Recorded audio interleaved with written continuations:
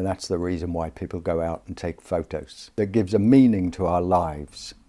In order to discover that beautiful secret of images on the street, of seeing things, of discovering them, you have to get out there and do it. And it's by going out there and taking your camera with you, thinking photographically and taking shots.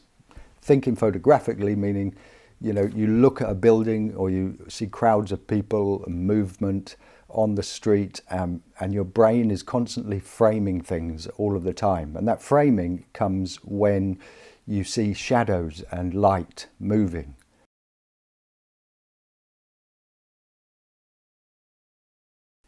During the 20th century, there were a lot of people out there taking photos in the 1950s, 60s and 1970s.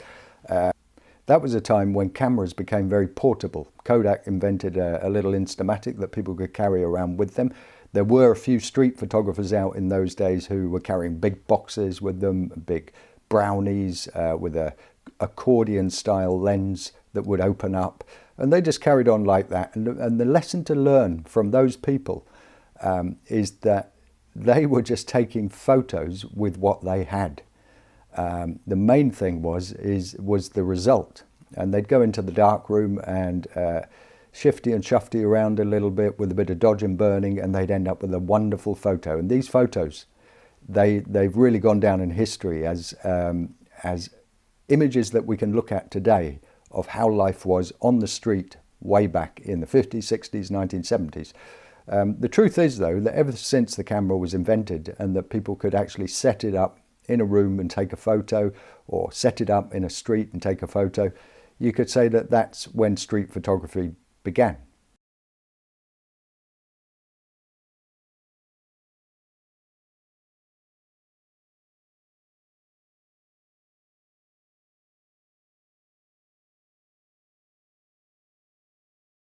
In the 1950s, there was a Canadian photographer, Fred Herzog, and he wandered through the streets taking shots and photos of Vancouver, and they're just beautiful shots to go and take a look at. They're very inspiring. The only thing I'll tell you about his photos, that one of the things you will notice is that they're very colourful streets.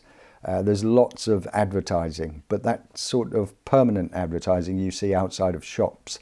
So there's lots of reds and greens and beautiful contrasting colours. And so when you go out on the street, depending where you live, it might be quite difficult to find those type of colours, because we've gone we've gone from those days, which were sort of painted signs of Coca-Cola, of burger joints and things like this, where they had very bright signs believing in advertising that this would attract attention, which it did. We've gone from that, we've gone to neon signs in the 1960s, 1970s and 80s, and right now we're experiencing more and more digital sort of advertising, and so flashing bright lights, but with sort of subdued colours.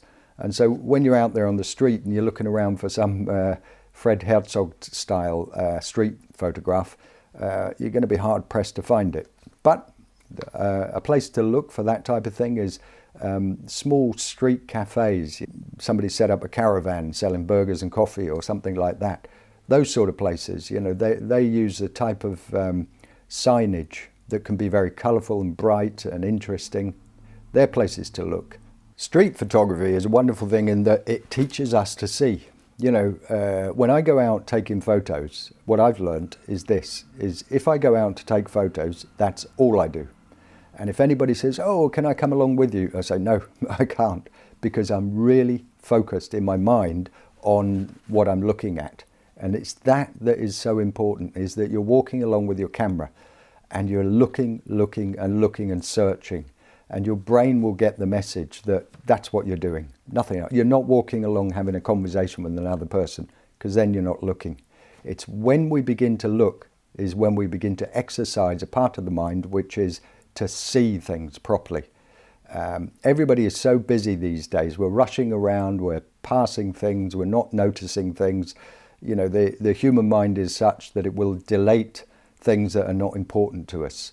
Delete objects, people, signs, advertisements, and we don't want to see them because we're going somewhere and we're in a hurry, so we miss them. But if you're out there with your camera and you've set an intention, and your intention is to look for really wonderful shots of a combination of maybe buildings, traffic and people, then you will find it and you'll see it. And what you're doing then is discovering the magic of the street, the magic of all this hustle and bustle of the city, or maybe you live in a village or a small town or something like this.